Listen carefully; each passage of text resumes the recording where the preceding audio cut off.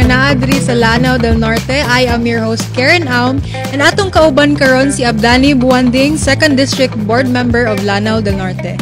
So sir, kumusta ang imong adlaw karon? Okay raman, ma'am. Okay, so para sa atong mga viewers sir, no, can you give us a short introduction about yourself? Nauna no, assalamualaikum warahmatullahi ta'ala wabarakatuh. Ug maayong adlaw ka natong tanan no, katawan sa Lanao del Norte. Ako si Board Member Abdani Buanding nga gikan sa interior nga munisipyo. You are running for 2nd District Board Member, sir, no? Yes, ma'am. Unsa ang rason nga sa imong pagdagan karong election? Unang-una, ma'am, ako ikadwa na nako ning term pong mahatagan og higayon.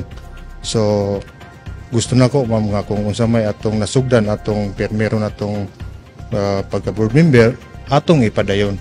Kay tungod nagtuo ko ang katong mga programa under sa leadership ni Gobernador Angging para kato sa katawan sa Lanao del Norte o kung mahatagan tagigayon nga mahimong board member usab sa 2nd District atong ipadayon under sa leadership ni Gobernador Khalid Quebranza de Maporo.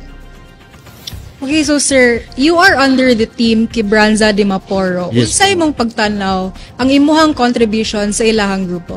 So unang-una, ma'am, ako isip kikan sa interior munisipyo. Siguro unang-una kanang peace and order o kanang masayod na kita ang gapuyo sa Lanao del Norte is Maranao o Christian. Kung sa may kung dili magkasinabot ang Maranao o Christian, ato kanang pangitaan og pagi, ato kanang lingkuran og hatagan og proper forum aron magkasinabtanay aron padayon ang kahusay ug kalinaw sa probinsya sa Lanao del Norte. Aside sa imong future contributions or imong na-contribute na sa team Quebranza de Maporo, sir, no, unsa ang imong ma-contribute karon sa Lanao del Norte, especially sa imong district? Ma'am, ako nakita gyud nako ang kuan sa interior na kinahanglan gyud, ma'am, nga atong ipadayon ang mga programa pinaagi sa mga mag-uuma kay tungod kay ang ilang panginabuhi is mag-uuma. So ato ka nang ipadayon aron matabangan nato ang mga kuha sa interior o sa bisag diri sa coastal area, ma'am. Dili lang interior kundi apil ang coastal area. Salamat kayo ato sir, no. Sunod na to nga segment kay ang fast talk. So mag-answer ka og one word, very short phrase, or magpili ka either sa duha ka choices. Sige po. Okay, so number one quality a leader must possess. Responsible. Meticulous or spontaneous planning? Meticulous. Decision making under pressure, how do you handle it? Teamwork. What comes first, economy or environment? Environment.